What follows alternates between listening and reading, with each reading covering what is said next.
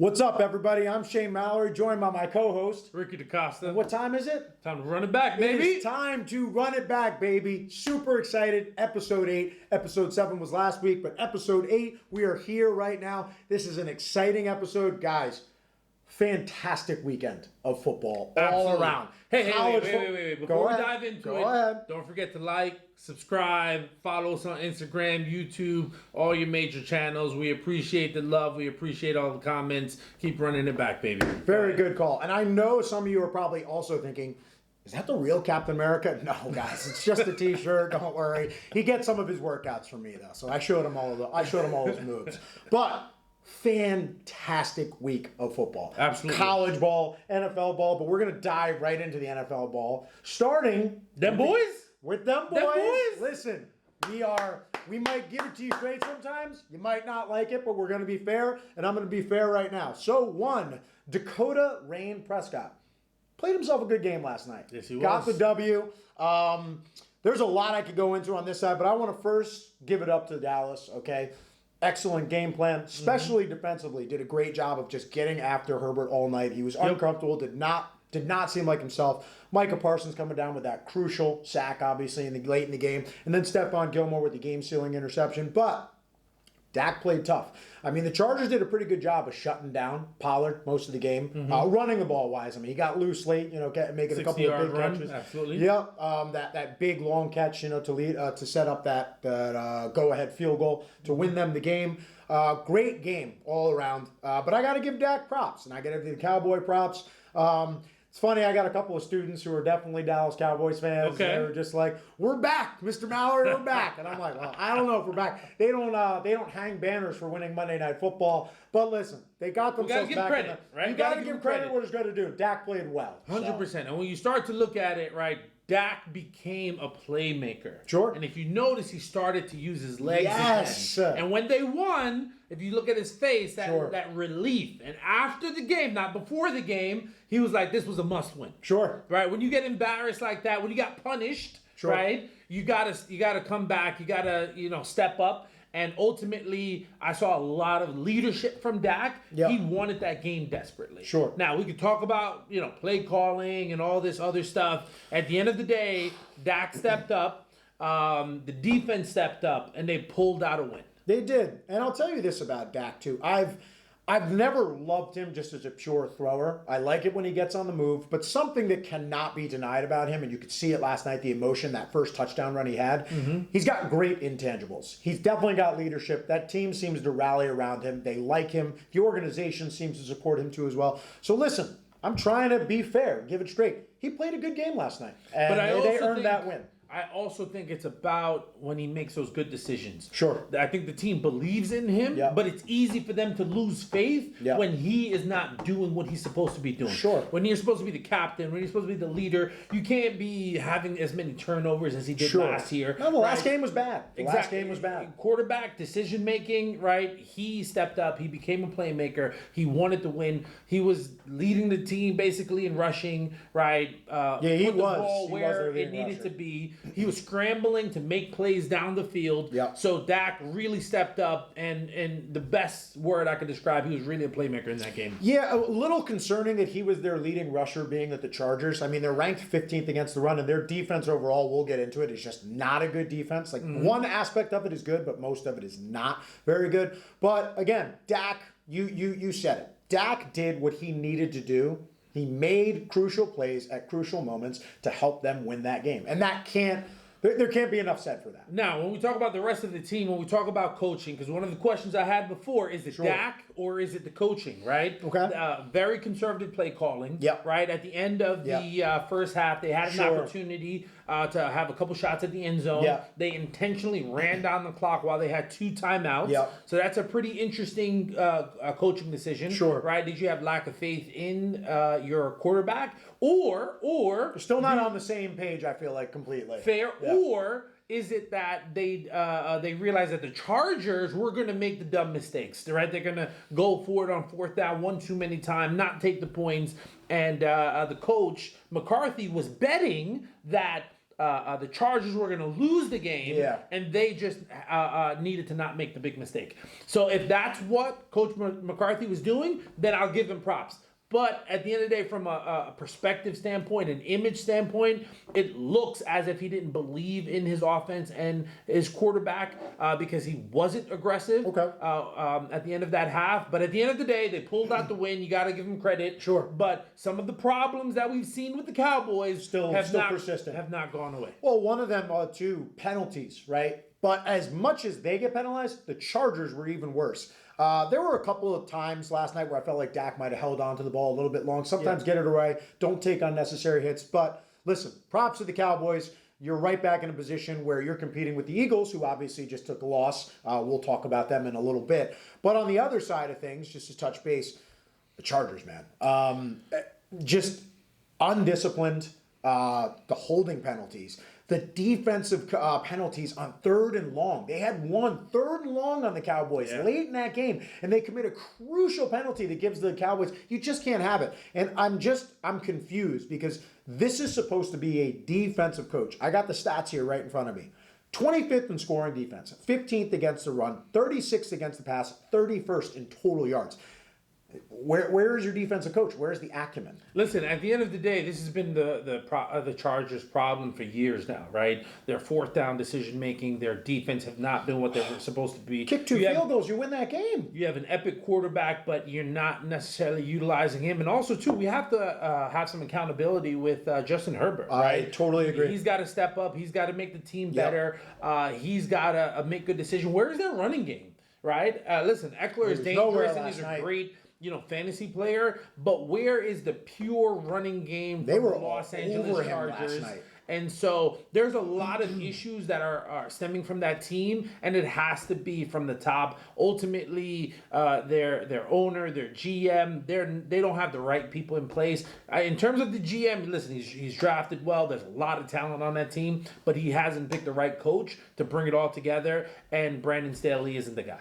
Yeah, I mean, I agree with you. Staley, I'm getting to a point now where I can't even watch him sometimes on the sideline. He just his mannerisms, the way he acts, it just bothers me.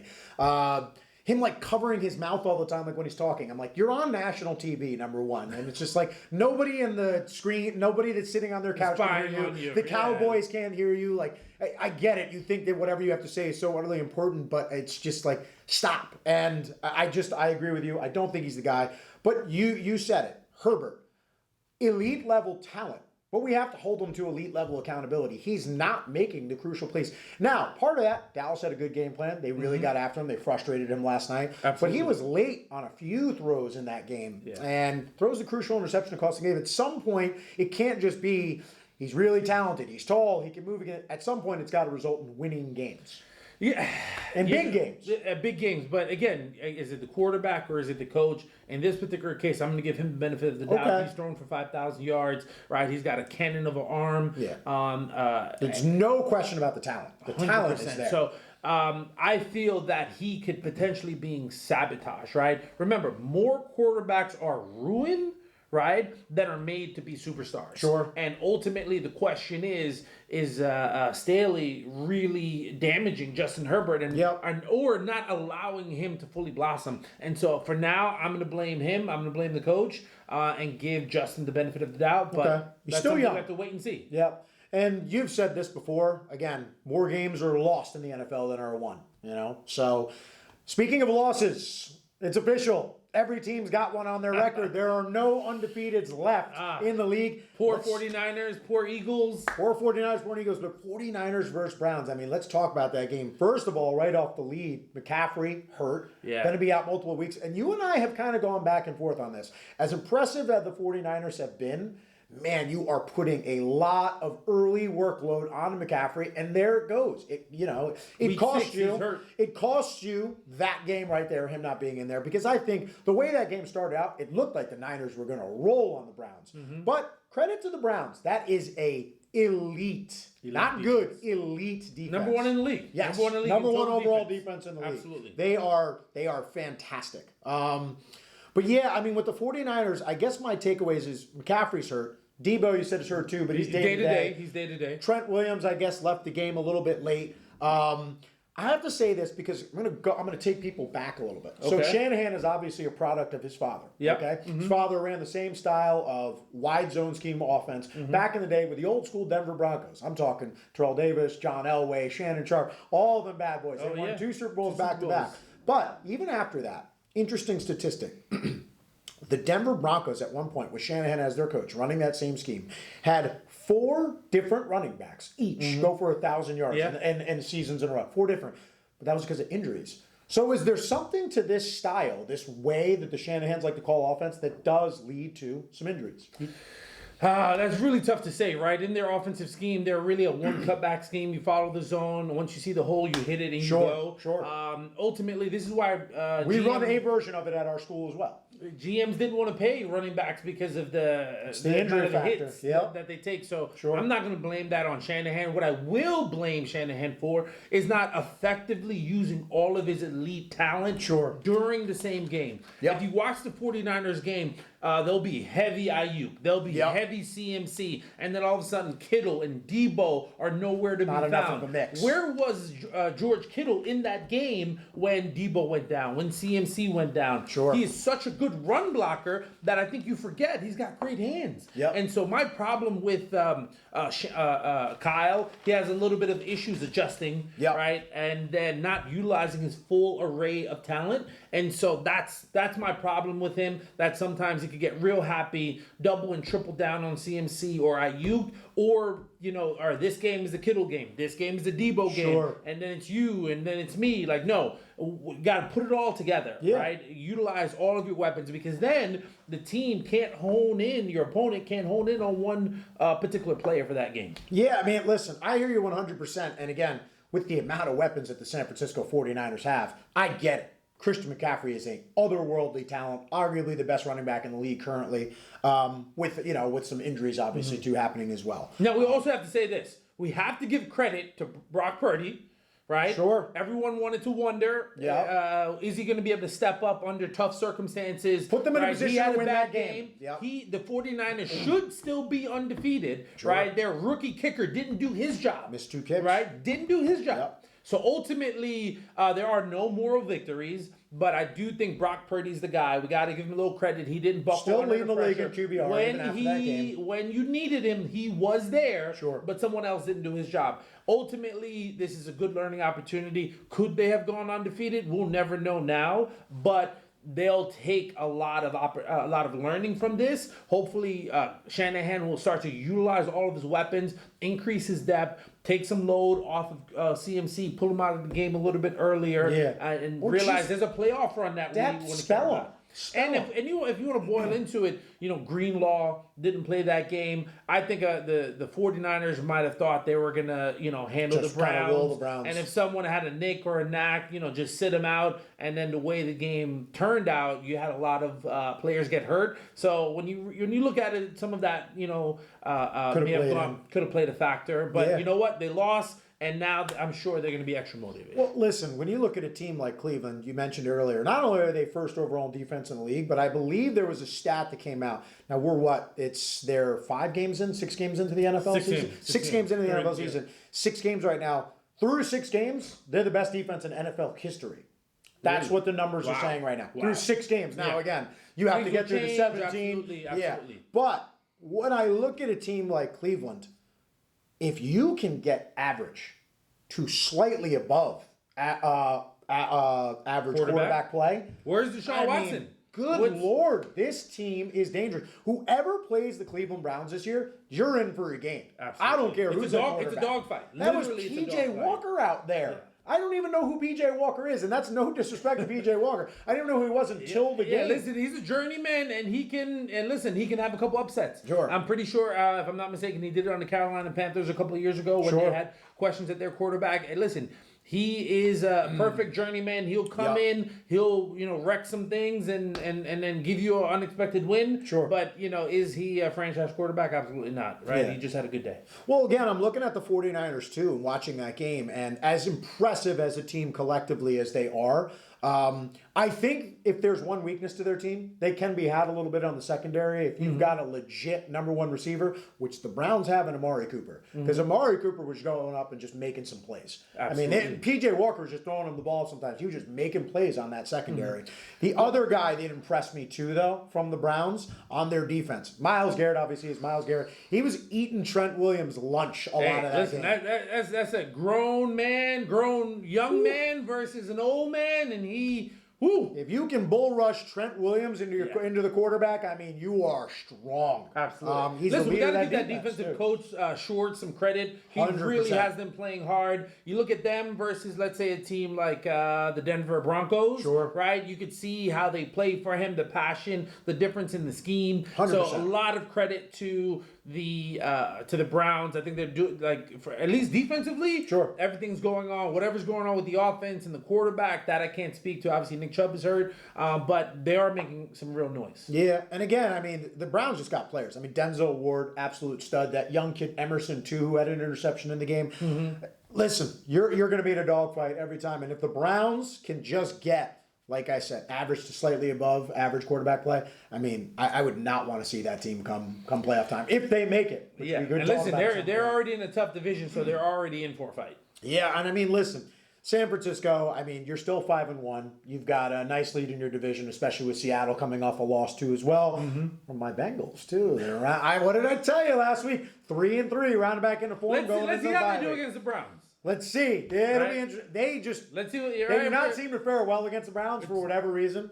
But I like where the Bengals are trending right now, especially going into the bye week, another week for them to get healthy. Yeah. Another game though, because we're talking about the undefeateds.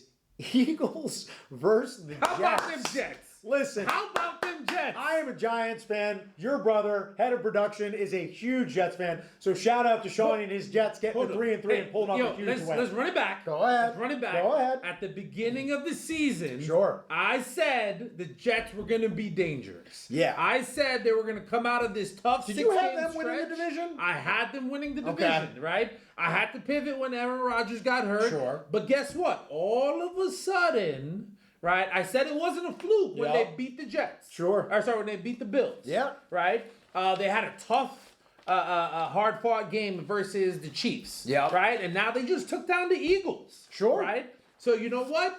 They might have a little mojo going. Sure. And guess what? Their schedule gets a lot easier. And they might have the opportunity to, win 9, 10, maybe 11 games, depending on what happens in the division. But you know what? Highly, highly impressed with the Jets. You got to give head coach Robert Saleh a lot of credit. That defense is balling out, really doing their thing. Yep. And remember this. They were missing their top 2 cornerbacks. I know. Their top 2 cornerbacks, and they still made play after play after play. Now, the Eagles made a lot of mistakes. Sure. Where are your run games, Philadelphia? Right? Like, the run game just wasn't there. Yep. And if you remember, let's run it back again. I said the little tizzy between Jalen Hurts and A.J. Brown was going to be a problem. Okay. Now, when statistically, there is no problem. Sure. Right? He's been feeding him a ton. Yeah. Where is the problem? The problem is, where's Devontae Smith? Sure. Where's Dallas Goedert? Now, when you have a tough defense like the Jets, and you have to rely on other people that haven't been in the game, guess what? Mentally, they're not there. So that's where you're going to get 2 drops from Devontae Smith. You're going to get Dallas Goedert not 100% in the game. So when you're relying on him on a crucial third down, he's not there for you. Sure. Right? And so you look at Jalen Hurts holding the ball. If I'm not mistaken, he's second in the league in terms of holding the ball. So, right? yeah, okay. Holding onto it too long. Way too long. So that's he's more got the ability to break running plays, less, but yes. Right? So I don't know if he got the money and now he's too good to run, or is the organization telling him, hey, we've invested too much money into you, we're going to scale back the running. But there is a lot missing from his game. Obviously, he's missing his offensive coordinator. He has same amount of touchdowns as interceptions right now, too. So he's struggling a little bit. That was a rough game for him yesterday. That is a rough game. So there are some problems in Philadelphia right now.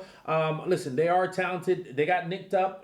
Their right tackle got hurt. Lane Johnson.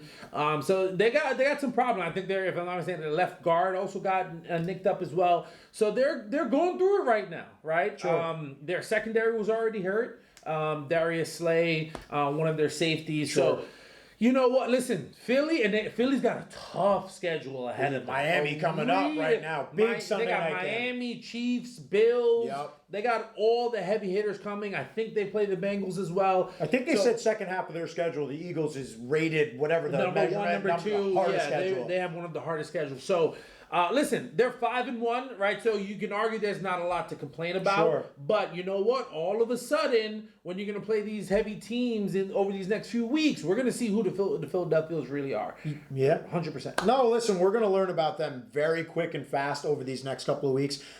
I just got to shout out to the New York Jets, though, because, I mean, they are not elite in any category statistically when you just look them at a box score, but their offense, because it makes their defense look like on a spreadsheet that it's not as impressive as it is. Yeah. When you go and you actually watch them play, first of all, outside Chris Jones, Aaron Donald, I think Quinton Williams is as good as any interior lineman in the game right now. He's a monster. Yeah. And then my man coming off the edge, his second year, Jermaine Johnson, out of FSU. That man can play, man. He can get after the passer. He's got game. And when you got that creature in the middle taking up blocks, you know you're going to get one-on-ones on the outside. Absolutely. And it shows, too.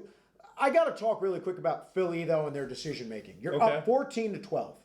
Less than 2 minutes to play. And I'm rooting for Zach Wilson, too, by the way. I think this is a tremendous story. The fact that they're 3-3 with him playing, he's playing within the system, he's just not making mistakes. He's trying not to be the reason they lose. But if you're Philly and you are up 2 points with less than 2 minutes to go, why are you throwing pop flies and throwing the ball? Run the ball 3 times, and if they stop you, punt it, and make Zach Wilson go the length of the field to at least get a field goal. I've never been the biggest Sirianni fan. I think his antics on the sideline, I thought the way he acted during the Super Bowl last year, like talking crap to the other team, it's just, you're a coach. Be above that, be better than that. But I just thought that game day down to coaching. So I'll disagree there, right? Listen, I love Deion Sanders, so I have no issue with a coach or a player showing personality. I think sometimes, right? Being disrespectful to the other team, though, during the game. Hey, listen, if you want to talk that smoke, right, you just got to back it up, right? That's all it is. He hasn't won anything. Who is Nick Sirianni? He made it to the Super Bowl, right? Listen, some people have never made it there, so you got to give him some credit. Younger coach, first-time head coach, right? You made it to the Super Bowl, right? Yeah. So you got to give him credit for that. He didn't win, right? Humble. But his team is 5-1 to start the next season. Mm-hmm. Listen, you can show your personality, but you just got to back it up. I enjoyed it. I like watching him get his comeuppance the other day. Poor decision making will cost you, man. But yeah, so that's what I want to talk about: decision making, right?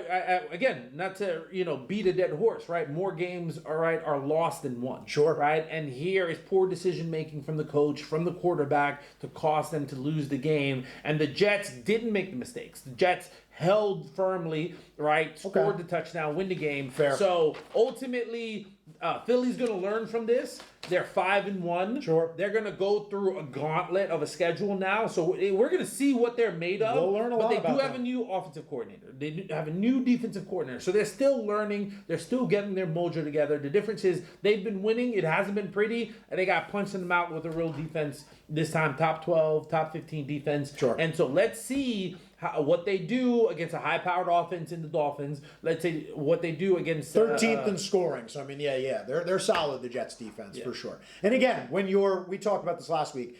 Sometimes statistics can be misleading, right? The Jets, to me, it's an elite defense. The problem is when you're on the field all the time because your offense can't sustain long drives, you're going to give up points and yards over time in those types of scenarios. But, we'll find out a lot about the Eagles in the next couple of weeks. I thought that was poor decision-making to end the game. I thought that decision to throw the ball multiple times in that type of scenario, it's almost like you're trying to be cute, like we're so good we can do whatever we want. Well, it cost you a game, and the way this schedule is shaping up for you, hopefully it doesn't cost you more. Now listen, not to. They had some injuries too. They had some. Lane Johnson could be out for the season. So I said not to run it back, but I said the Cowboys were going to win the division, right? I said the Eagles. And when you look at the schedule, now we might see the difference, right? So let's see what the Cowboys do. They've went through their injuries. They've made their adjustments, right? The Eagles, right? They are going through their growing pains. Now they're suffering some injuries. Sure. Let's see how they adjust. But you know what? Listen, it's the NFC and the East, right? Is a hell of a division right now. It is, and we'll just see top tier talent. Yeah, we'll see how it shakes up going forward. This is a team that we gotta talk about. Okay, and not many sports. Where do you want to go with this? Well, not many sports stations, not many podcasts are used to the fact that they're talking about this.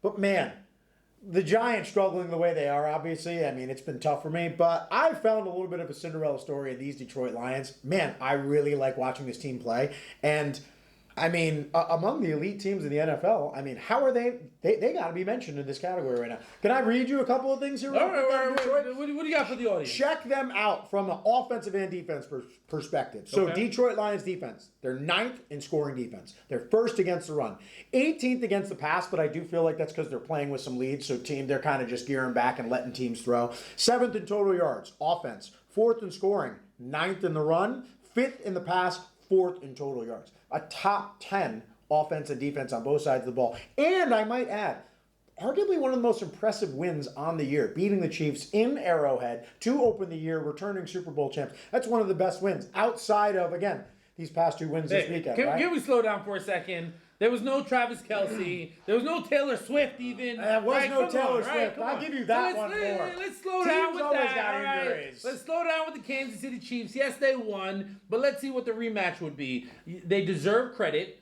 But let's also look at the bigger picture. I don't want to... My man Jared Goff is playing like an MVP. Yeah, when you have the best offensive line in the league, you better be able to throw the ball, right? But let me say this. They are playing in a weak division, right? Green Bay is a mess. And the Bears are a mess. And the Vikings just can't get right now. Sure. So ultimately, they're taking advantage of a lot.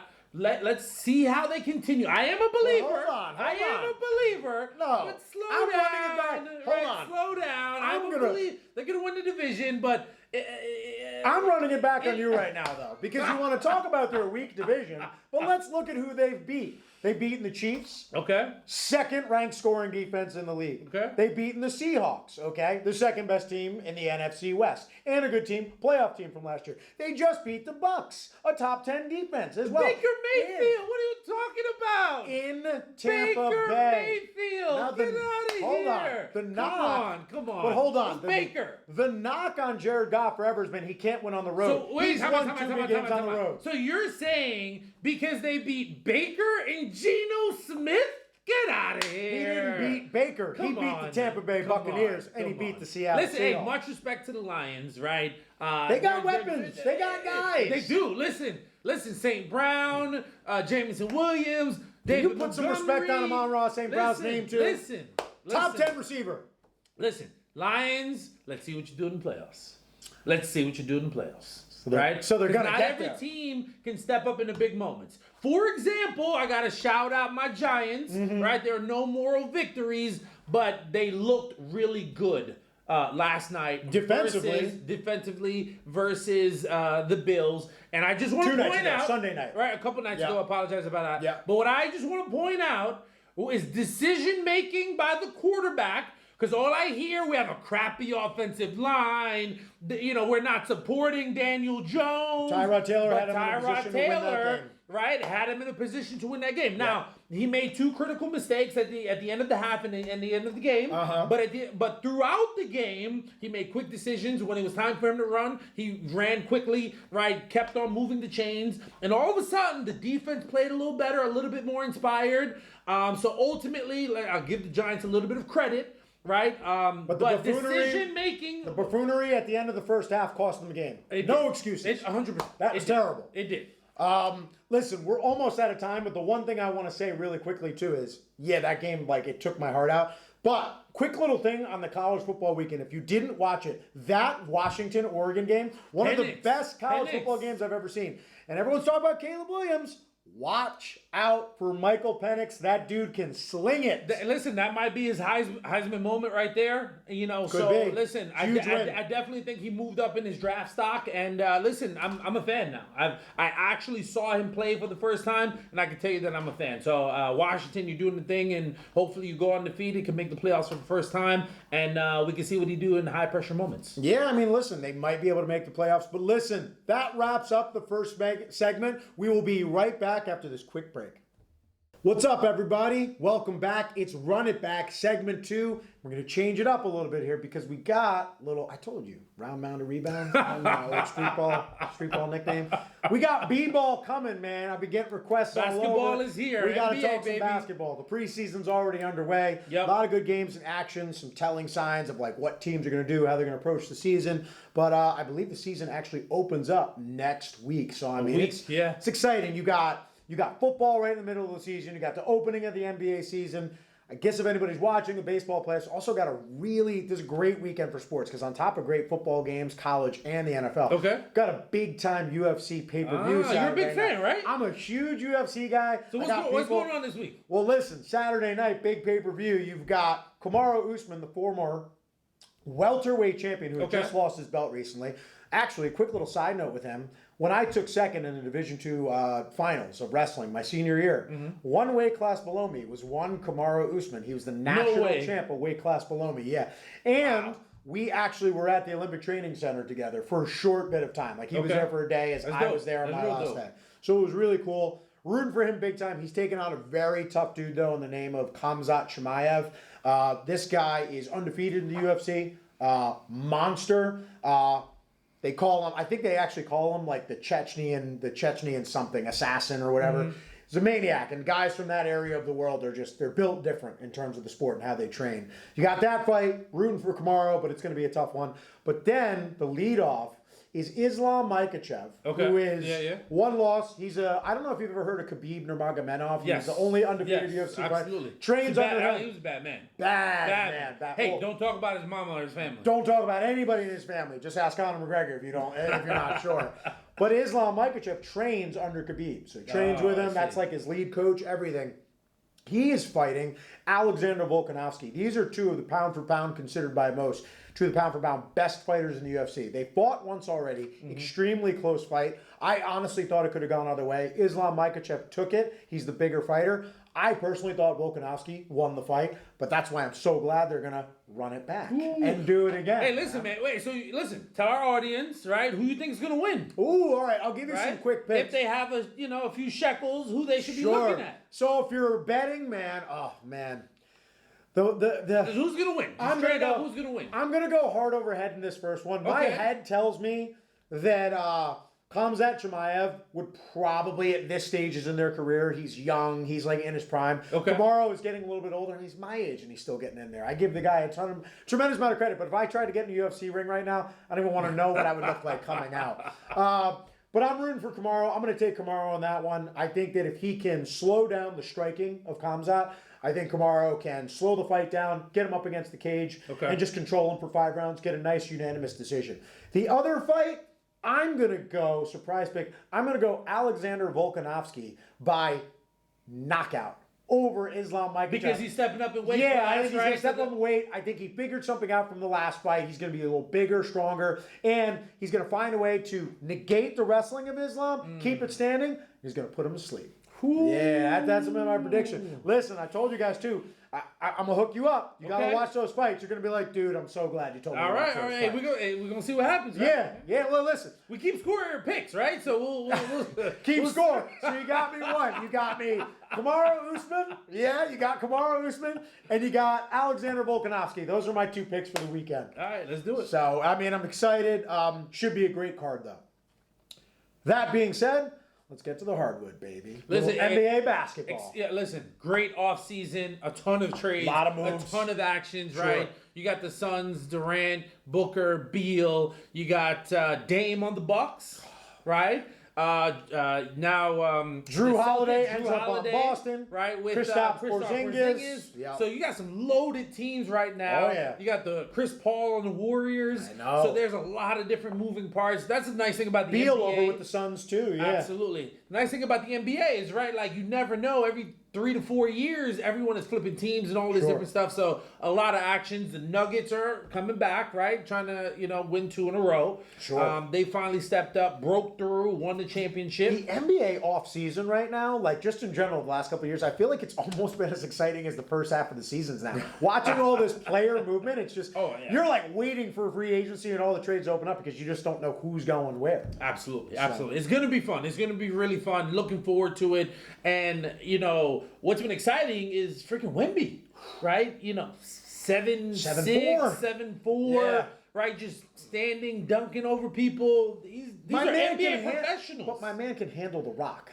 Like, this guy can go coast to coast, 7'4". He's got a handle. He can shoot from the outside. He can guard both the perimeter, and we'll see when we get into the meat of the season, when you play some of those bigger guys, can he hold up against some bigger, stronger, both on defense and offense, guys who get physical with him? He's in the right place, right? He's with the Spurs organization. Totally agree. They're going to take care of him. Hopefully they play him consistently, right? But he's in the right place. He's got game, man. He's got game. And what we got to look out for when you're that tall, when you're that big, the injuries, that type of stuff.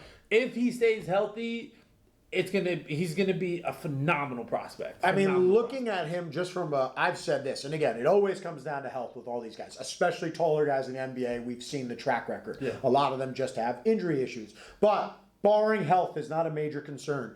His floor as a player, I honestly do believe this, at minimum, he is a defensive player of the year. When you have a guy who is 7'4", who can go out, obviously, he's clearly a rim protector already with that height alone. But the fact that he can go out on the perimeter and guard wings, guard guards. He's so big, he can actually guard the rim and the three-point line. Sure. That's how long he is. So we've never seen something like that. It's going to be exciting.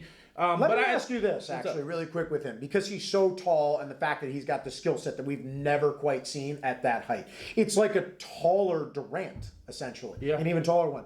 Do you think that if he makes it, he succeeds big time, do we start to see a change in the NBA where it's almost like the shorter guys get paid? Like, are we going to see a time where it's like the shortest guy is like 6'8" or 6'9" on the basketball court? No. Because ultimately, look at Steph Curry. He changed the game. He did. Right? You got him. You got Dame. You have Trae Young shooting from half court. The range. So, listen, big men are coming back, right? You got Embiid. Love it. You got Jokic. Now you got Wemby. 90s ball, baby. Big men. And listen, people forget about him. But, Chet Holmgren, right, from last year, he was a big-time prospect. I like OKC, too. I like them this year. Definitely. So, we got to see what they do. So, the big men are coming back. Sure. Right?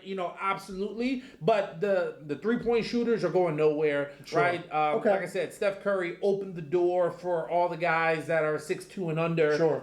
As long as you can shoot, here's the thing. You can learn how to play defense, right? If you got offensive game naturally, right, you can definitely take off in this league. Yeah, and listen, I was never the biggest Steph Curry fan, like, in the beginning. Just because I'm a LeBron guy and he cost LeBron a few different titles. I'll admit that on the air, guys. I am a huge LeBron James fan. Oh, Lord. One of my favorite athletes of all time. Obviously, number one being Michael Jordan. Okay. But I do like LeBron a lot. I love his game. My boy Steph Curry kept him from a couple of titles. I wanted to not like him for the longest time. But after watching him for so many years, you can't deny just the talent, the leadership, and he's built himself into a respectable all-around player. He's an average to a slightly above average defender now. Listen, let me say this, right? I got LeBron, second greatest of all time, right? But I am a Warriors guy, Oh, boy. All right, so, Steph, Clay, Draymond, Clay's my guy. Right? Listen, that Steve Kerr, my old school Chicago Bulls back in the day. Just saying. Winning jumper against the Jazz. Listen, I'm just saying, that organization have been doing it right. And people forget, they're not a historical franchise, right? Like, they've rebuilt themselves. They've drafted They've done it a few times. They've made mistakes, but they've, brought in 4 chips. They've won with Durant. They've won without Durant. Harrison Barnes is the one guy. And then who's the guy that they have now? I always forget his name. Who? The small forward. So they have Chris Paul. They Kuminga? Not Kuminga. It's, oh my God, he used to play for the Timberwolves. Timberwolves. Oh, you're talking about Andrew Wiggins. Yes, Andrew Wiggins. Andrew Wiggins, who was a guy he was a former first overall pick. Mm-hmm. A lot of people were ready to give up on Minnesota. He comes over to Golden State, finds the perfect role for himself. Oh, you said it best. It's a role, right? Yes. Like, ultimately, not everyone is meant to be the LeBron. That's not basketball. Everyone can be the guy, right? But in basketball, if every man plays their role, you can succeed. Look at the Denver Nuggets. That's what happened with them. The Lakers now have depth, right? each person has to do their job. Sure. Right? And in basketball, roles matter. Whether 100%. you're a traditional point guard, whether your job is to score, whether your job is to rebound, each component is critical. And if each person is doing their job, you can succeed, right? Well, let me ask you about this then, because we got on to Golden State. This whole Chris Paul thing, do you think it works like with the 3 guards? I mean, they're going to be small. They're going to be a small team. They're going to be small. Yeah. But at the end of the day, Chris Paul is there to make the younger guys better. Right? Okay. So watch Kuminga take off this season because Chris He's been having a good preseason so far, too. Exactly. He's starting Chris Paul is a traditional point guard. It's a true point. He's going to set Kuminga up for success. Yep. And so, yes, they're going to face challenges when they face the Lakers, the Nuggets. Yeah. But I actually think they present problems to the Nuggets, too, as well, from a matchup standpoint. No hate on the Nuggets. They didn't play the Warriors last year. They didn't. Right? They didn't want to see the Warriors. I thought that was going to be the tougher matchup for them. Exactly. Yeah. And obviously spread them out, pull everybody away from the hoop. It extends their defense. Exactly. I hear you. I want to see what happens this season with the Nuggets and Warriors if they meet in the playoffs. Sure. Because even though they're smaller, right, they're so quick, they're so dangerous, and Draymond Green can hold, Jokic down a little bit. But Murray chasing, Steph Curry, and not only can Draymond handle and facilitate the offense, but you're also going to have Chris Paul doing the same thing. And so now... It allows Steph to play off ball, too. Exactly, right? Don't run around screens. That makes him even more dangerous. Sure. Right? Sure. So we'll see. It's for one season, but I think Chris Paul knows how to play basketball, so he can fit in anywhere. I'm not worried about him. Yes, am I worried about their height and their athleticism and their age? 100%.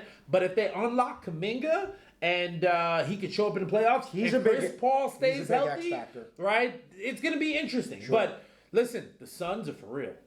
Devin Booker. We were talking about them during the break, too. 100%. Devin Booker wants to be in the meaningful game. Sure. He wants to get back to the NBA Finals. And if he gets there with Kevin Durant and Beal, watch out.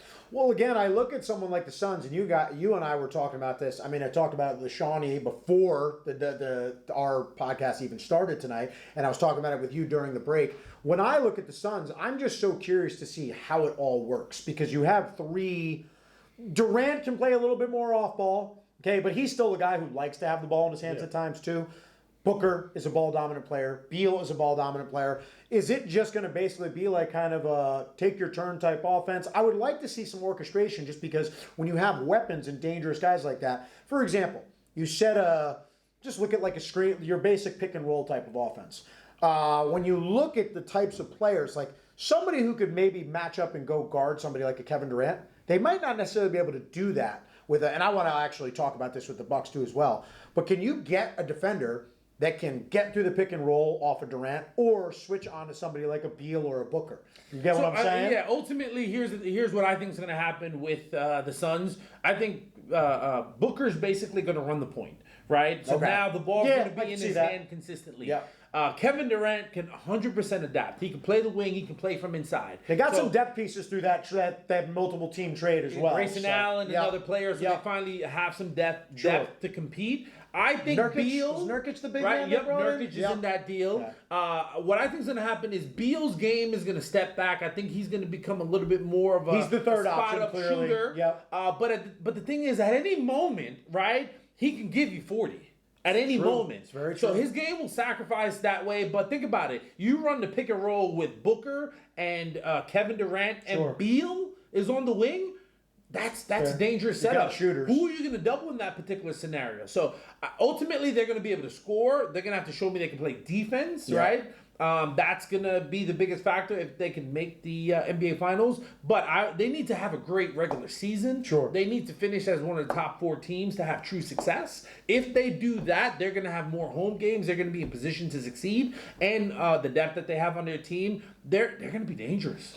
Listen, I still think everybody in the West right now currently is looking up at the Nuggets. And when I look at the Suns and I look at the Warriors, while I'm curious about them, the one thing I will say is I still wonder... I think they lack the overall big bodies and physicality to go at a team like Denver in a 7-game playoff series. Because if you watch NBA basketball, there's one thing that's really clear. You watch the regular season and then you watch the playoffs. Mm-hmm. When it comes to the playoffs, they swallow that whistle, man. It gets very physical. So that's why I feel like sometimes the Warriors teams have struggled in the past, because teams will get out there and they'll basically just run Curry off screens, get really physical with him and Clay and guys like that. So I do wonder, do they have the bodies? That's where I'm very curious when I look at the Lakers, what they brought in. They brought in that young dude Jackson to back up AD at the center spot. They have depth. They have 100%. Serious depth right now on that team. Very good front line. Christian Wood, too. So you've got like 3 different bodies now, at least big guys. Now, again, do I think any one of those guys is going to be able to shut Jokic down? No, I don't. But it's 3 different body types to go and throw at him. To me, it's 18 fouls you have to go and use on Jokic. Listen, defensively, the Lakers are there. They're in position to succeed.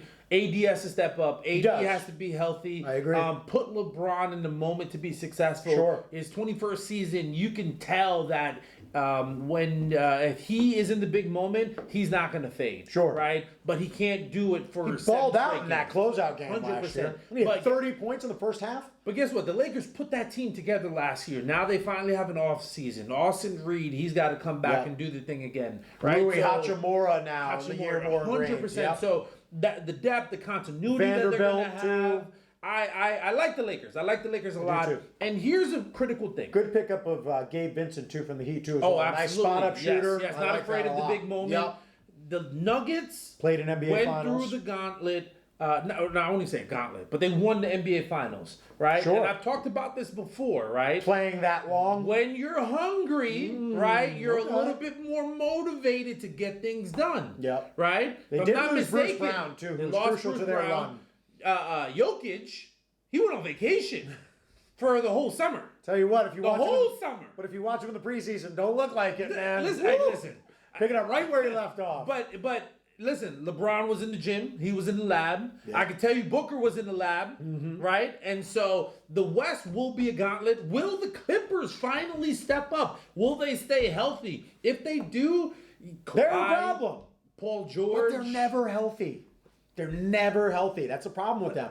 Even a broken clock is right twice a day. Yeah. Right? So it's just the year when just finally they're healthy. If they're healthy in the playoffs, they're going to cause problems. Okay. Right? They're going to cause problems. But Dame time. Yo. Dame time. Right? You got me started. So Dame I brought up that pick and roll before. You got to watch some of these preseason games. I expect Boston to win the first overall seed. I think it's going to be a little bit more seamless for them. They have slightly more depth than the Bucks, I think, right now. Higher in talent, absolutely. Higher in overall talent, shot creation, things like that. I think they will get the first overall seed in the East. But when I watch the pick and roll between Dame and Giannis, I really don't see how you guard it. And again, I shouted him out. This was weeks ago when we had first talked about how we were going to get into basketball. Yeah. There's a guy by the name of Jason Timp. He hosts a podcast on The Volume. First of all, if you guys shout out to him, he is amazing. Probably one of the best basketball podcasts when you're just talking about the nuts and bolts details of basketball. And he kept talking about the different coverages when you're dealing with a team who does a lot of high pick and roll. But how do you guard it with Dame and Giannis? Here's your problem. You have Giannis, who's this big, large dude. It takes a completely different body type to guard Giannis than it does Dame. So if you're going to bring a big guy, right? A big guy is going to follow Giannis up when he's setting that pick. Okay, well, is he going to be able to fight then over that screen, or is he going to play trail? You can't play trail because Dame's going to be knocking those shots down left and right. You can't give Dame space. He's just awesome at that. But at the same time, you go and hug high up. Well, now Giannis is going to go down to the block and just bully whatever matchup he gets. And you have a good ISO scorer in Chris Middleton, and you have a guy like Brook Lopez who can also step out and space the floor. It's going to be a hard offensive guard. So that's an interesting thing, series. Right? What I want to see is not the pick and roll with Dame and Giannis. I want to see the pick and roll with Giannis and Chris Middleton. Okay. Because if Dame is out there on the 3-point line, running through screens as well, 30 feet out, right? And then you got Lopez in the corner. Dame can play some off ball. ball. Who are you going to double?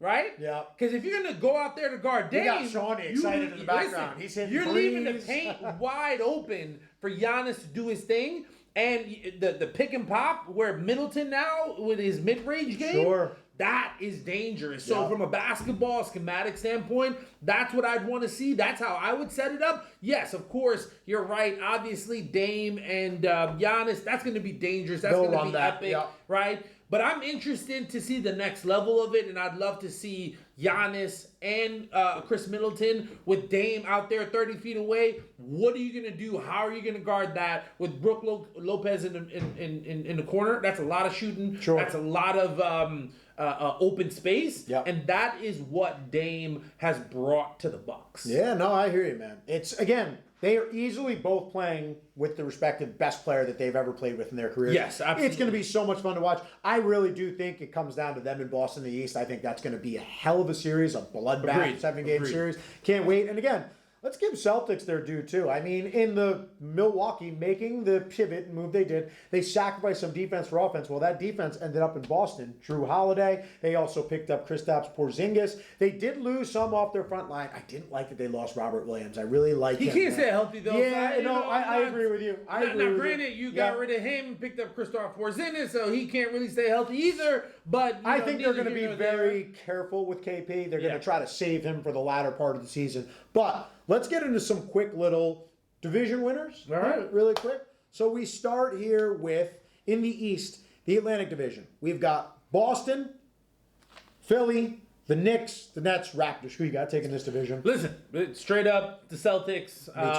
Too much, Too much talent. Too much talent. They have more talent than any other team in that. Agreed. I will throw out a little bit of a maybe a hot take, I guess, here. Okay. I would not be shocked if my New York Knicks overtake the Philadelphia 76ers. I'm not liking this whole offseason for the 76ers. The Harden issues, I love me and Shawnee were talking about this too as well.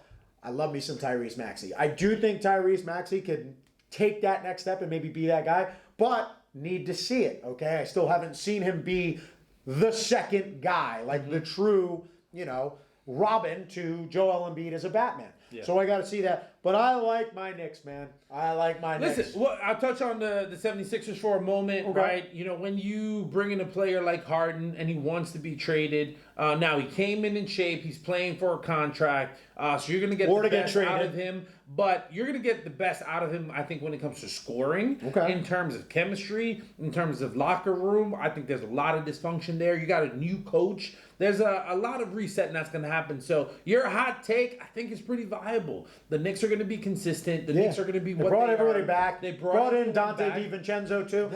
Dude, they're bringing the bang back together. The old Villanova Wildcats, man. I'm okay with that. I love it. I love it, man. 100%. Now we just need Zion, and we can, really. Hey! Don't give away the secrets yet, man. They got a lot of draft capital. They could go make a move. All right. My friend, though, at home, he's happy that we started this chat. He's gonna be so mad that you mentioned Zion because he's just not a big Zion guy for whatever reason. I'm like, guy that young, we need talent. The man wants to play in New York. But I'm with you, Boston. Central Division, we got Bucks, Cavs, Bulls, Pacers, Pistons. I'll lead off here. It's no secret. I am in love with the Bucks trade. I think the Bucks made the decision this offseason. We can still reach an adequate level enough of defense, even with maybe the biggest weakness for the Bucks right now is point of attack defense. You lost your best point of attack defender in a guy like Drew Holiday. Dame, I think will obviously have to step up his game. He's not going to be Drew Holiday on the defensive end, but I don't think he has to be. If he's adequate, if he's average, if he just puts in the effort, I think what they're able to do on offense is going to be the ultimate difference for them anyway. Yeah, listen, I 100% agree here. Straightforward. The Bucks definitely winning that division hands down. Hopefully we'll see some advancement with the Cavs, right? Yes, they made the they playoffs. get past they have the a lot of rounds. Talent on that team. Yeah. But want to see them take the next step. Garland, because Mitchell, if Allen, not, sure. If not, I don't think Mitchell's going to want to stay there. So they, let's see what happens with that team. Yeah. Okay, so final division, the Southeast Division in the East. We've got the Heat, the Hawks, the Wizards, the Magic, and the Hornets. You want to take a lead here? Listen, it's going to be the Miami Heat, right? Eric Spoelstra, right? Like, that organization, they know what they're doing. Plus the rest of the division with the Hawks, the Wizards, the Magics, and the Hornets.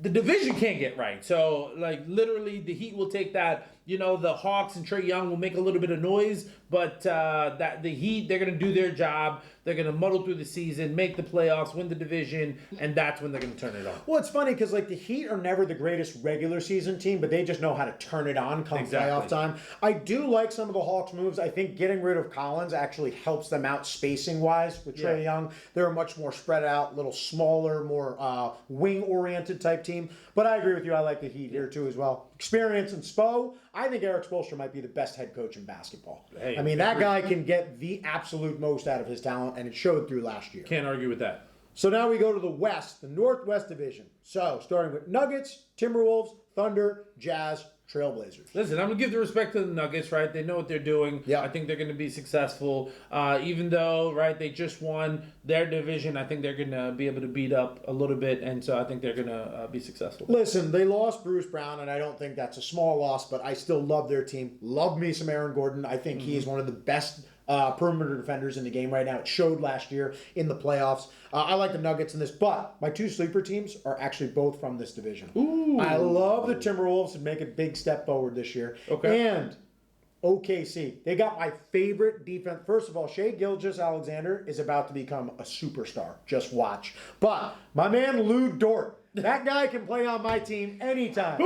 That guy looks like a wrestler out there. He just gets out there. Doesn't matter. Doesn't matter if you're 6'8" or you're 6'1". He's going to get out there. He's going to get physical. He's going to guard you through everything. Lou Dort, baby. Watch out for the OKC Listen, Thunder. I if think we're they make talking the about playoffs. sleepers, watch out for the Indiana Pacers. Right? Okay. A lot of offense. They can score. Tyler Halliburton. Tyrese Halliburton. Yeah, Tyrese Tyrese Halliburton. Halliburton. Thank you. Yep. Like that team, Miles Turner, they're going to do some really good things. I like. Forgive us, guys. Excited about the NFL. We had to get ready for the NBA. Came at us. But no, came but at us hot and heavy. listen, Indiana Pacers, I think they're going to make the playoffs. That's my sleeper team. They're going to really make some noise. There's too much talent and scoring on that team. I like it, man. I like it. Okay, so now we go to the Pacific Division. The hardest division. This is a tough one. Kings, Suns, Clippers, Warriors, Lakers. Good Lord, this division is deep. You want me to lead? Yeah. Okay. LeBron? Listen, I'm going to go with LeBron and the Lakers. I think they built up the most amount of depth. How did I guess? I think I think bringing in guys like Christian Wood and Gabe Vincent. Gabe Vincent has been in NBA Finals before. He's got that type of experience. Christian Wood, I know he's been a little bit of head case on all the different teams, but you can't deny the offensive prowess and talent, and he's a floor stretcher, which is great when you're playing on a LeBron and AD type team, because then he can still play on the court with guys like that. Okay. So I like their depth. I think this team is built in a way to where LeBron and AD can afford. LeBron could probably sit maybe 15 or 20 games if needed to happen. And the Lakers can still go out and put a competitive product. I like the Lakers in this division, but man, gauntlet of a division. Suns all the way. At the end of the day, the Lakers don't care about the regular season. They're not going to win the division. The Suns are going to want home field advantage. So I think they're going to step up. I think they're going to win this division. The Lakers will be there, but between LeBron and Anthony Davis, there's no way they're going to finish a full season. So they'll make the playoffs, probably be a 5th seed, but the Suns will be a top 2 seed in the West. So I think you have 4 playoff teams coming out of this division. I think you have the Suns, Clippers, Warriors, and Lakers. I think they all make the playoffs. The team that I think takes a step back this year, Sacramento Kings. I think they had great, obviously great year last year. Ended in a heartbreak with that series with the Warriors. But I think maybe reading their press clippings a little bit too much. Even though I do think De'Aaron Fox is a stud. Not sold on Sabonis yet. He got kind of beat up. I like their offensive scheme, right? Let's see if they're a one-year fluke. I don't think so. I think they're going to be able to do it again. All right, final division. We'll go rapid fire here, but we got Grizzlies, Pelicans, Mavericks, Rockets, Spurs. Who you got? I'm going with the Pelicans. Okay. Right? I'm going with the Pelicans. Zion finally figures it out. He stays healthy. And John Morant, like at the end of the day, he's making dumb decisions. That concerns me. Does he clean it up? If he does, then they'll win this division. But if not, I think the Pelicans are really dangerous. And the Pelicans with Zion, what they were at the beginning of last season, extremely dangerous. So I'd like to see them play a full season. Okay, so I like the Mavericks here, actually. I like Luka and Kyrie. I think they're going to Where's the defense? Listen, they brought in some new pieces. Last year, and again, I don't have all the names on top of me, but they brought in some pieces to fill in on that defensive side of the ball. But I think offensively... Picking offense, guys. Yeah, I'm going to go offense here. What the heck is going on? I'm normally a defensive guy, but I'm going to go offense here in this division. I think the Grizzlies take a little bit of a step back this year. I don't like the whole thing with Ja, like you said. Pelicans, I mean, just show it to me. Spurs, in time. This is Wemby's first year. Can't wait to watch them this year. But, man, I'm super excited. Finally, NBA Finals. Who you got? Listen, I am Celtics and Suns all the way. My only caveat is if the Bucks make it, there's nobody stopping them. All right, I go Bucks Nuggets. All right, and I say the Bucks Take it, baby. It's all the time we got for the second segment. We'll be right back with the final segment for picks when we come back on Run It Back. What's up, everybody? Welcome to Run It Back. It's the final segment, so you know what time it is. It's time to go through those picks. But before we go through the picks, before we go there, gotta go stud of the week. I'm going to give it off to you, Okay. man. Who you got? Listen, stud of the week, Tyreek Hill. Dangerous. The Cheetah.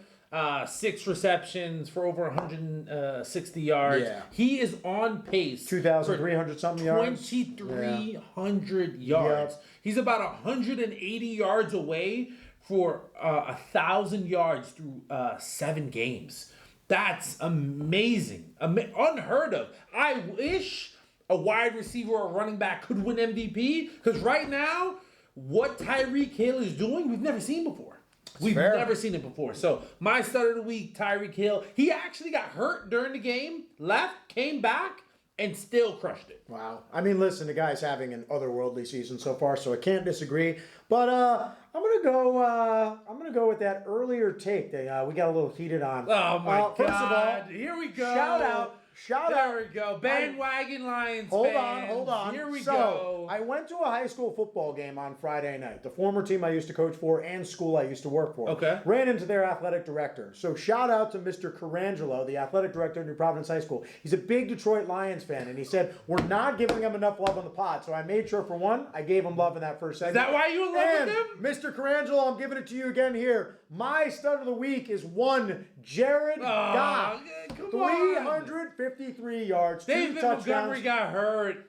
Yeah, that even makes my case more, and they didn't miss a beat. The second time he went into another team's house, an elite defense, and whooped them up, man. Go and win another game. Listen, they got a lot of weapons. But he wasn't going against Baker Mayfield. He was going against the Tampa Bay defense, which is quite good, I might add. All right?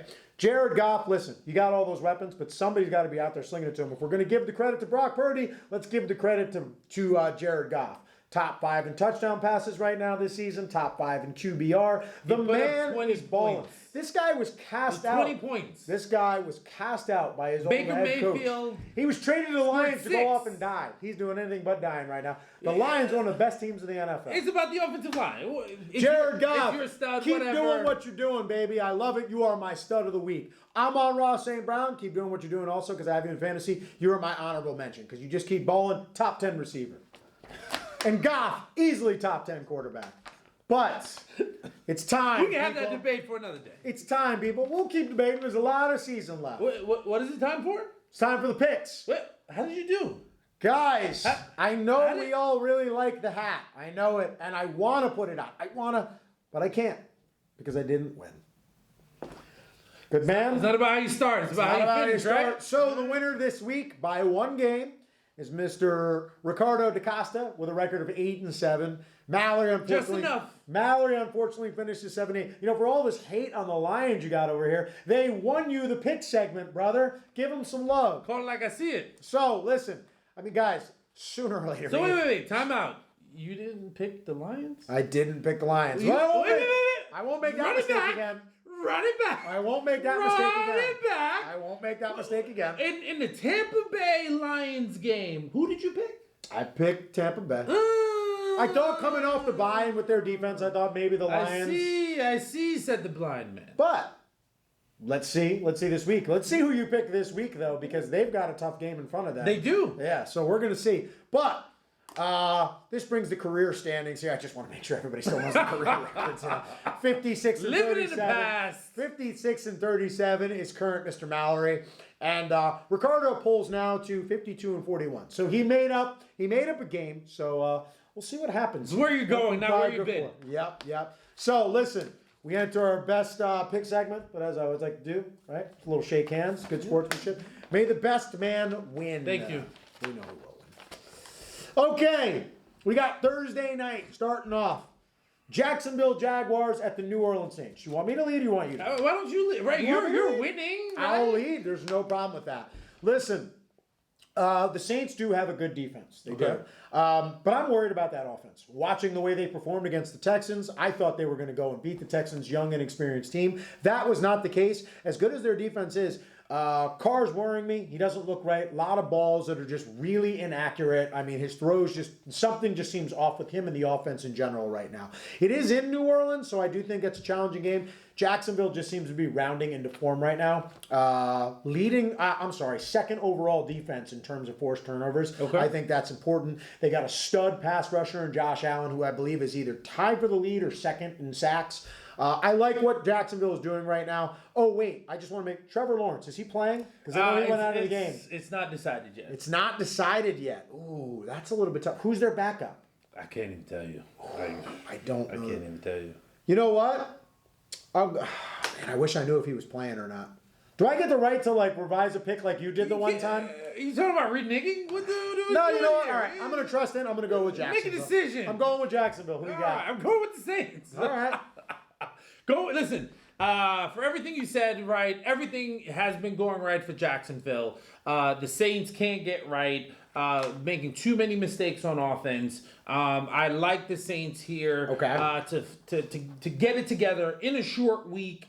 I think Jacksonville will play a little bit conservative. Their defense have been holding on to leads and shutting down the other team. I think they're going to not be able to put up enough points here. I think the Saints' defense is very good. They've held their team in position to win, but the offense have not put it together. I think they're going to get it together this game, offensively and defensively. I'm going with the Saints. Short week, too. I mean, in New Orleans, those games are always very squirrely. All right, we got Vegas at Chicago. I'll let you take the lead on this one.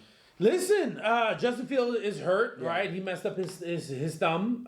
Is he playing? It seems Trevor Lawrence is going to play. Playing. Trevor, okay. All right. Do you feel more confident about your pick now? I feel right? good. I feel good. I feel all right. Good. No excuses. You got to play like a champion. Yep. All right. Yep. Okay. Make sure. So Rule 76. Now, I'm going with the Raiders here. The Raiders got a lot of good momentum. I like what they're doing on offense and defense. Well, more so defense and offense, but on the on the offensive side, they've been getting it done. Right now, they have a little bit of a light schedule. I think the Bears are a mess, and Justin Fields is hurt. Yep. The backup played okay, but I'm going with the Raiders here. Yeah, I'm going to go with the Raiders because they're better than, at least I thought they were. Hoyer gave them a position, gave them obviously the opportunity to go and win that game against the Patriots, who obviously are just a mess right now.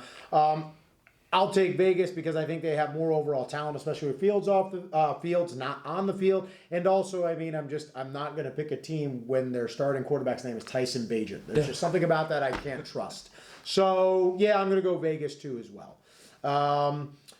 Cleveland at Indianapolis. Ooh. Cleveland at Indianapolis. Listen, that defense played exceptional. Now, you got to be careful. They came off of such a high. Sure. They're going on the road. Yeah. They're going to play Minshew and the Colts, and the Colts have had a tough defense. Jonathan Taylor is back, but I'm going with the Browns.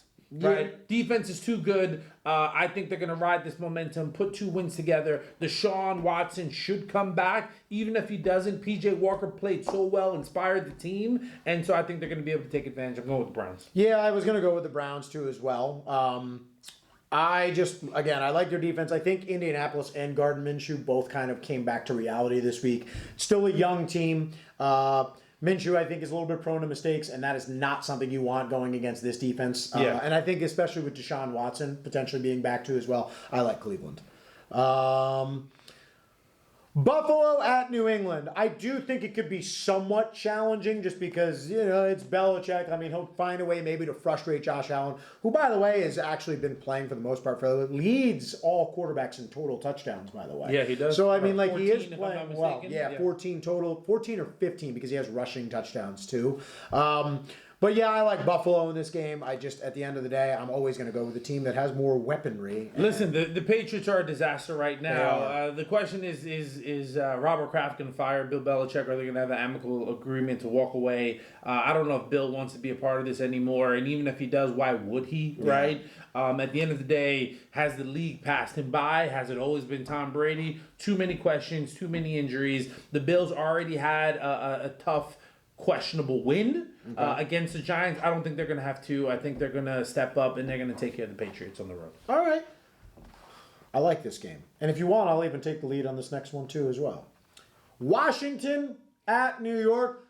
Calling an upset, baby. I'm calling an upset. I got my New York football Giants. I got Tyrod Taylor and Brian Dable. They're going to get on the same page. The defense showed me something last week. They showed me something. The fact that they could go and frustrate Buffalo like that, and Josh Allen, one of the best quarterbacks in the league right now, hold them to 14 points. I like them at home to rebound. I'm not giving up on my Giants yet. I know they're 1-5, but Washington has been anything but impressive this year. Very Jekyll and Hyde with their approach, and I think this is one of their high games. I like the Giants. You realize we're 1-5. I do. We're 1-5. I do. And you're speaking with this much confidence. Hey. Are you out of your mind? All right. I'm with you, brother. I'm with you.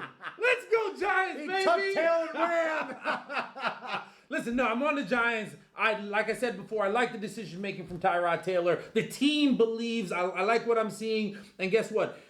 It's going to be his second week as a starter. The little mistakes that he made at the end of the half, and at the end of the game, he's not going to make it again. Sure. The Washington secondary is extremely questionable. I am concerned about the Commanders' offensive line, but I think this is a great spot for the Giants at home to have an upset victory. It's going to be a divisional game. They're not supposed to win, right? They came off of a moral loss with the Bills. I think they're going to step up. Saquon is back. I think he's going to run wild. So I'm with you on the Giants. Let's go. I love it, man. Okay. A decent game here. I can take the lead again, though, if you want. Atlanta at Tampa Bay. I'm going to go Tampa.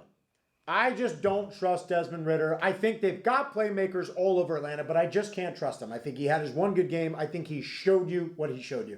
I don't think I can rely on that again. Again, Tampa they're a good team. They're not a great team. They're not going to beat the elites of the NFC, but they're going to beat teams like the Falcons. Baker can do enough in that game to just not be the reason that they lose. Tampa's defense, I think, will do a good job of shutting down the run, too, as well, forcing Atlanta to be one-dimensional, and it seems that when you put the ball in Desmond Ridder's hands, bad things tend to happen. I like Tampa. Listen, I agree with everything that you said. My issue with Atlanta right now, you have Bijan Robinson. He is an amazing athlete, amazing running back, and he's getting less than 20 touches a game. That's unacceptable. And so I think Tampa Bay's defense is going to step up, slow them down. Desmond Ridder can't get it right. He's not a true professional NFL quarterback. The Tampa Bay defense will eat him up. As well as Baker Mayfield are going to want to put up some points this week. So I do like the Tampa Bay Bucks as well. Okay. All right. Low scoring game. I'm giving this one to you. Can't wait. Detroit Lions. Here we go again. The Detroit Lions at B-More. Where are you at? Baltimore Ravens, baby. Is there a question Who you got here? Is there a question here? Hey, B-More. All the way. Lamar Jackson. Listen. OBJ had a nice little catch and run last Baltimore, week. another elite defense too, as well. Really good Playing defense. really well. This is a true test for the Detroit Lions. I agree. The team you didn't pick last week. I agree. That you're riding their bandwagon this week. I agree. I've been consistent, ladies and gentlemen. Right? The Baltimore Ravens are my pick. They're going to win here. They're going to make a statement. 27-17, Baltimore Ravens. I think this is a great game. I don't know why. Well, you know what? I know why. Because the Sunday night game is it's a baller game. I don't know why this wasn't even a Monday night game. This is a tough game, I got to tell you. And again, my heart is really pulling at me because I could see the game. You better not pick the Ravens. You better not pick the Ravens. What are you doing here? What are you doing here? I am picking the Detroit Lions. And I'm going to tell you why I'm picking the Detroit Lions. Be consistent, America. I'm going to tell you exactly why. So I watched that Baltimore Raven game against the Tennessee Titans. I watched the entire thing early in the morning. Baltimore has this tendency, it looked like they were just going to run away with that game against Tennessee. And then all of a sudden, Tennessee just kind of hung around, forced them to kick field goals. And it was a game in that second half. I think Lamar is great. I think he's playing out of his mind right now. The stats and numbers might not all show it up, but he's easily, to me, Lamar, a top 5 quarterback right now. If he's not on that team, they might not have a win, despite how well the defense is playing. The weapons have been inconsistent. The running game, inconsistent. Lamar is their offense. And therein, to me, lies the problem. The Lions have a very good defense right now. And I just think top to bottom, they are more talented overall than the Baltimore Ravens. And I think they do it again. They go into another division-leading team all way. Jared Goff keeps this train running. And talent sometimes just outweighs all. Give me a score. I do think this is going to be a higher-scoring game. Not crazy, though. I'm going to go Detroit 30, Baltimore 27. Yeah. Okay. 30-27. All right. Hey, we're already split on 2 games here. So if you win these both, I mean, you pick up 2 games. Like I said. All of a sudden, it looks like you know what you're doing. Not how you start America. That's how you finish. Very true. Very true. But I think that's a great game. That, to me, is when I look down at the list, that's the second best game of the week. Absolutely. Agreed. That to me is right there. Okay. Another interesting game. 2 feisty teams that are, putting up stats. I believe Pittsburgh came off their bye last week, so I think Pittsburgh is 3-2 at Los Angeles Rams. Where are you going with this? Puka Nacua? This is a tough game to call. The fact that it's in LA. I got to tell you something. I was reading through the Pittsburgh Steelers statistics today. I don't know how they win games. It really just comes down to coaching. They're not elite in any statistical category other than they do get pressure and they have TJ Watt. I got a lot of fantasy things riding on this too as well. I'm going to go with the Rams. I'm going to go with the Rams. I just think from top to bottom, they just have a little bit. No, you know what? I'm going to switch my pick. I just realized something. What did you realize? I'm going to switch my pick. Kyron Williams is going to be out this week. It's not anything long-term, but I read that he is going to be out this week. I think that's a big loss for them. Ronnie Rivers, the backup, is also out for multiple weeks. So they're bringing in a third-string running back, Zach Evans. Maybe Zach Evans goes off, but I don't want to rely and trust on something like that. I don't like that the Rams are going to sit back and have to drop back all day against that front. They can get after the quarterback. I like Pittsburgh in a close game here, but yeah, I think Pittsburgh goes and takes one on the road. All right. I almost had him, America. Yeah. I'm on the Steelers here. Like you said, Mike Tomlin and the Pittsburgh Steelers, they just win games. They just win games, right? And so ultimately, I have to believe in them. It's it's going to be a tough place to play on the road, but they're coming off of their bye. That's one reason why I like them. So I think they're going to have the opportunity to work on their offense, right? And hopefully we see some more scheming from them. So separate from the injuries and stuff, I think the Steelers are going to get their offense together. We're going to see a little bit more of a high-scoring game and more point output from them. Sure. But because of the injuries and stuff, I think we will see that separation. I think they will double Cooper Kupp. And so it's going to be a 24-14 type of game or 27-15 type of game. Another little fantasy stat here, too, as well with this. If you're going to go with again, I like the Steelers. The Los Angeles Rams, I believe, are one of the worst teams in giving up explosive run plays.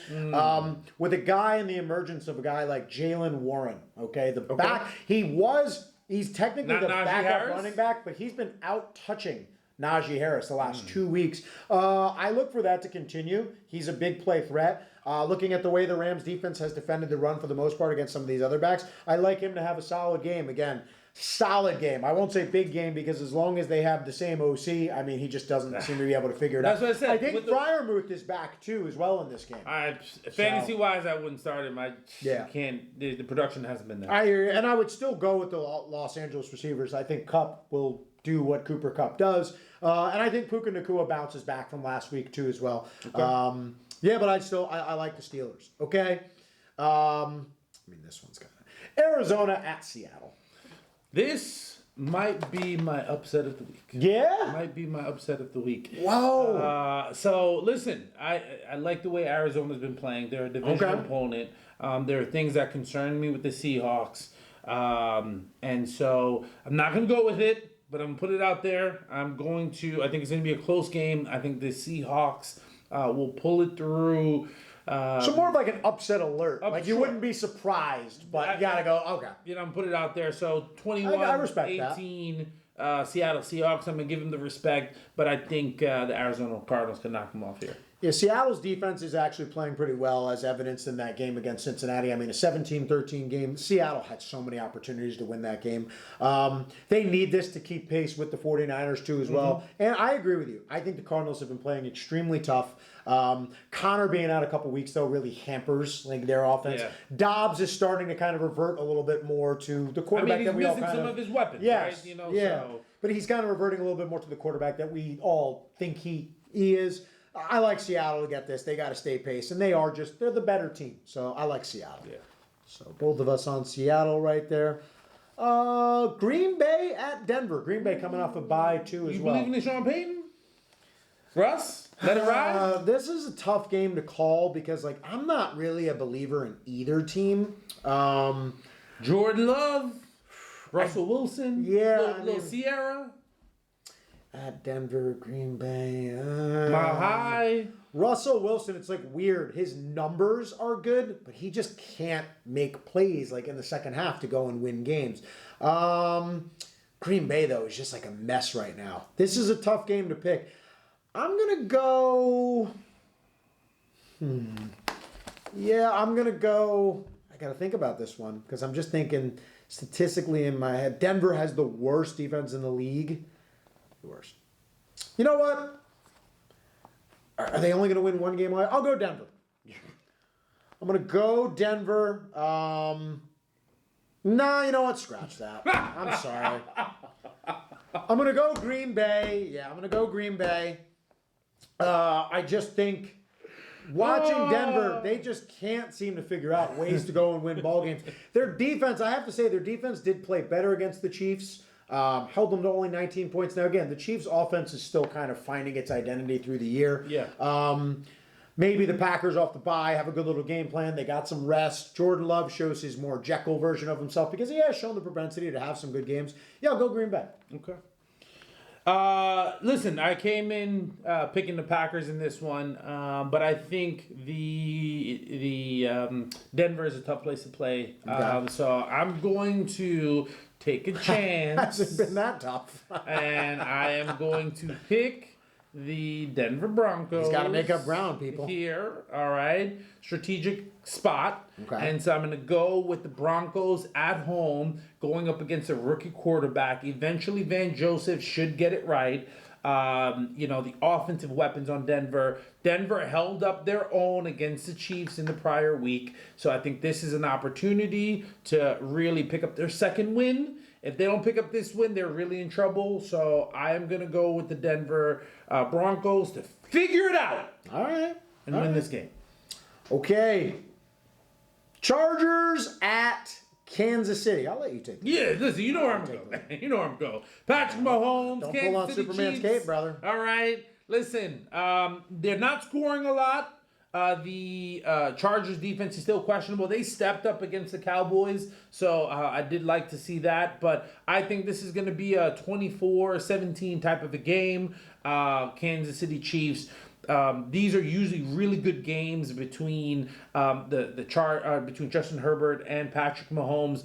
But the unique thing about the Chiefs right now, Patrick Mahomes, second overall defense in scoring. He's playing with the best defense he's ever had. Now, the wide receivers aren't there yet. The offense isn't there yet. But defensively, this is his best defensive team he's ever been with. This is the best record he's had through 6 games. Mm-hmm. So I am on the Chiefs all the way here. I think the offense is going to start to get it right a little bit. They're not going to have trouble moving the ball. And so 24-17 Kansas City Chiefs. Okay. I like Kansas City too as well. After watching the Chargers last night, how am I ever going to pick them? I think it's a competitive game just because it's a division game.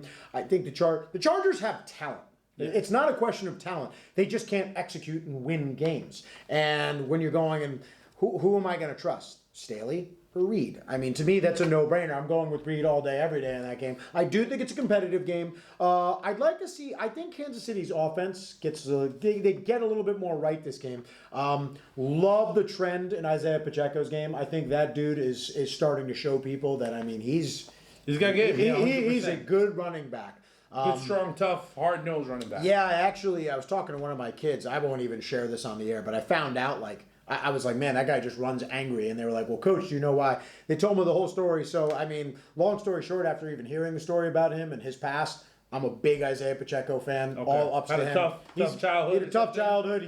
He's a true family. He is a family type guy, family oriented man. I respect the heck out of him. And let's just say I understand why he runs hungry. Keep running angry and playing hard, young man. Love watching you play the game. Yeah, Jersey boy. We're always going to root for you. Love watching you play the game.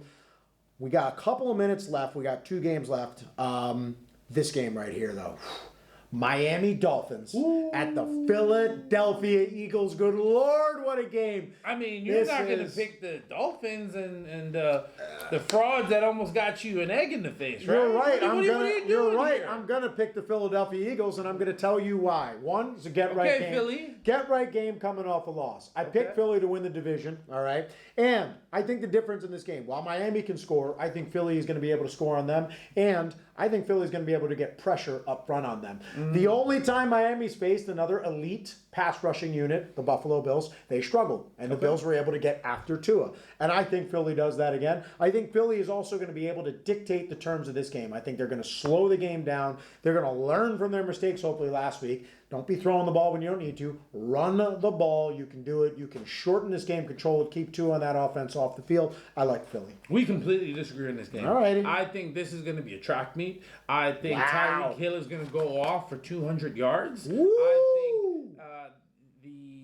I think the Eagles will not be able to keep up, and they're going to try to keep up, and they're going to make mistakes again. They're going to have back-to-back losses here. So I think this is going to be an epic game, super high scoring, 34-30, Miami Dolphins. Listen, we split on 4 games already, so this is pretty funny. If you get them all, we're tied. So I mean, that's interesting. Like I said, not how you start, but how you finish. Yeah. But listen, Miami will do something special. I believe in them. They're getting right. The running game is there. Philly has some injuries, and like I said, there's an issue going on right now in that receiving core. Okay. Right? A.J. Brown is getting all the love. Devontae Smith is not getting any love. Dallas Goedert is not getting any love. And with a team like this that you're going to have to put up points against, right? Your offensive line just got hampered. It's going to be a super high-scoring game. Yep. So I don't think Philly's going to get blown out, but I don't think they're going to be able to close the deal because they're not used to putting up that many points. Fair. To me, it's still 2 elite offenses, though, in terms of point scoring. The difference is just the Philly defense. That's the only reason I like them more. But you give good reasoning. I'm looking forward to a great game either way. I think it's going to be great. It will be exciting. I do think it's going to be a great game. Finally, closing out the week. Kind of anticlimactic after coming off of this game. But you know what? You never know, because we had Chicago beating Minnesota. Now, granted, we didn't know Fields was going to get hurt. But let me tell you something about Minnesota. My man, Danielle Hunter, leading the league in sacks right now. They got some guys on that team, and they're still playing hard. Brian Flores some credit. Give him credit. And Kirk Cousins is balling. Pick up. Kirk Cousins is balling. Balling is a little strong of a word. All right. Right. Listen, I think they've been behind, and he's been chucking the ball. He's playing well. However, the 49ers are going to dominate here because it's Kirk Cousins, primetime game. He's not going to show up. Get right. So, like I said, the 49ers will get right, figure it out. I think this will be a dominating performance, 27-10, 49ers. We agree. I like the 49ers too as well. This is a get-right game. I mean, again, they lost that game. They were in a position to still go and win that game. They could be walking into this game still undefeated. I think they get things right. I think they have more than enough weapons, even if McCaffrey is not, ready to go. I think they have more than enough weapons to still go and deal with a Minnesota defense that overall is not performing well. They've got a couple of stud playmakers, but collectively, I don't think they're going to be able to hold up against the San Francisco team and what they're bringing. So I like San Fran too as well. So we differ on 4. We differed on 4, so this is your chance. If you win all 4 of those, we are tied right in the record. So just like that, it's back. But listen. That about wraps up this episode. Yes, it does. It does. Episode 8. Episode 8, man. We're coming, man. We're coming hard. The episodes are coming each and every week, man. Absolutely. People are getting more excited. So where's the sponsors? Where's the sponsors? All in time. Huh? All in time, man. We got to work on a few different ones. Talking about the ads, too, as well. We're going to get on a bunch of this. Guests, right? We're growing. Guests. We got some guests coming in the near weeks, too, as well. So, episode 9, obviously, will be next week. I am Shane Mallory. Ricky DaCosta. And we will see you next week when we Run it back. Run it back.